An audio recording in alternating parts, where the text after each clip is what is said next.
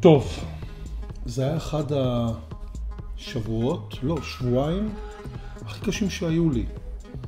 ולא בגלל הקורונה, מזג האוויר, או אולי שאני עובר דירה, אלא בגלל שהחלטתי לטעום עשרות, אל תגלו, עשרות המבורגרים. היה קשה מאוד.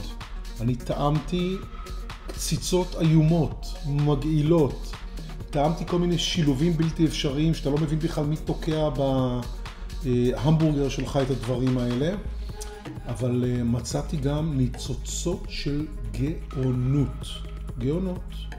המבורגרים מושחתים, טובים, שלא קשור קורונה, כן קורונה, לא קורונה, השליח מגיע או לא, מגיע להם ציון, לפחות 8.5, חלקם 9, ואנחנו מתחילים.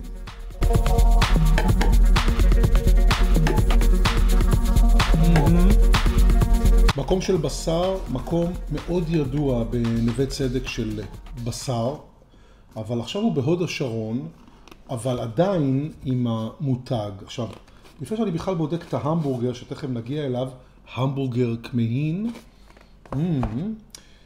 מה שצד את עיני בתפריט שלו זה התוספות, כי התוספות שלו זה בדיוק כמו לשבת בנווה צדק, במקום של בשר, כמו הטרד, תראו איזה יופי.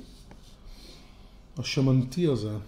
או טבעות בצל, לא טבעות בצל שאתם חושבים, רגע, לא טבעות בצל שאתם חושבים בבורגראנץ', טבעות בצל.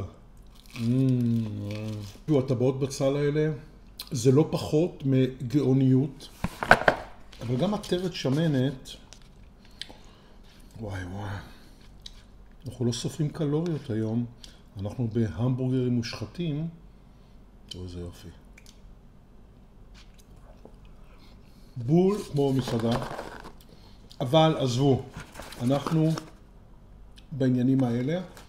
אוקיי, המבורגר כמהין, רגע, נראה לי זאת מחית הכמהין.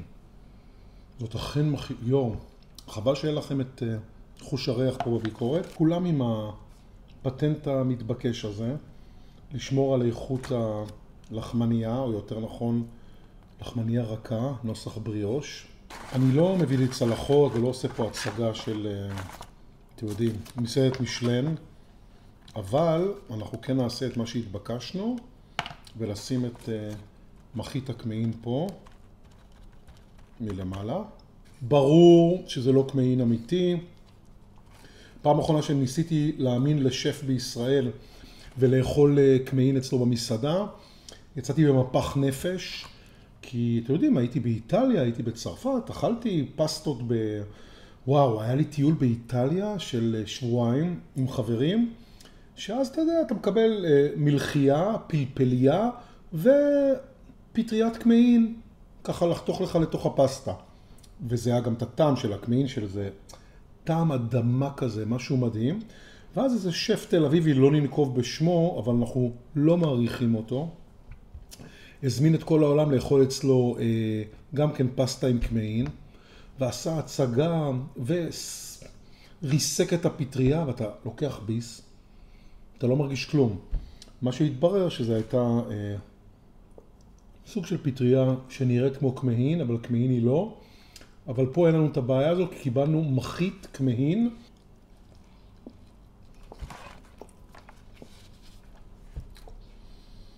אין לתאר. אחת המסעדות התל אביביות לפני הקורונה שאהבתי, סגור, תודה לאל שהוא קיים בהוד השרון. ההמבורגר, המחית כמהין, ובעיקר האמת, אולי זה נוסטלגיה, לא יודע, אבל טבעת בצל כזאת, 8 במדד שלנו.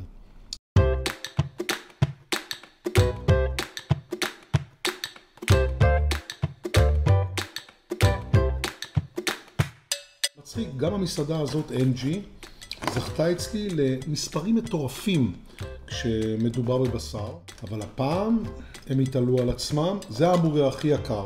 הכי יקר. 130 שקלים. למה? בואו נראה. אולי כי... וואי, כולם עם אותם לחמני... וואי. אולי כי אנחנו מקבלים עם פואגרה. 100 גרם פואגרה. והבשר של אנג'י ידוע כבשר מאוד איכותי. רגע. גם פה אנחנו נאלצים להעיף את הדבר. לא נאלצים, זה טוב דווקא. זה שומר לנו על ה...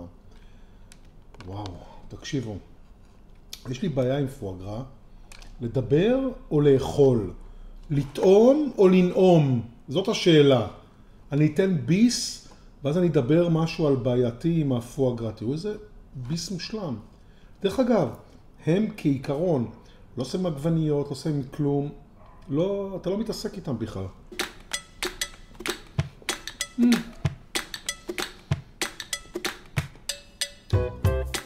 אין ספק, מדובר בבשר סופר איכותי, תראו. מגיע לי ממש מידיום, אפילו נוטה לרר. תוספת, צ'יפס בשמן זית. ותכף נדבר על הפואגרה. עבר מעולה במשלוח. איזה תענוג. פואגרה, כבד אווז, יש לו דימוי רע, בצדק. כי מתעללים באווז, מאביסים אותו בכוח, והאמת שהחקלאות המתועסת פוגעת בו. בזמנו היה ניסיון פה באמת להוציא מחוץ לחוק את הכבד אווז, זה לא הצליח, אבל מה שקרה, אנשים שגידלו פה כבד אווז בצורה מתעללת, נאלצו לסגור את הבסטה, וישראל הפסיקה לייצא, שזה יפה, את הכבד אווז הדמים נקרא לו, כן? כמו יהלומי דמים, שהאווזים באמת עברו התעללות. אבל בצרפת, אף אחד לא מתעלל בכבד אווז, ושם אתה יכול לקבל כבד אווז מדהים, אותו טעם, רק לוקח יותר זמן. ישראל כאילו לקחה את התעשייה, תקשיבו, אני לא רוצה להיכנס, אני בביקורת אוכל, לא בביקורת טבעונות או צמחונות, ואני ממש לא טבעוני או צמחוני, כפי שאתם מבינים, אבל אני יכול לכבד את הרעיון, לא להתעלל בחיה בשביל לאכול אותה.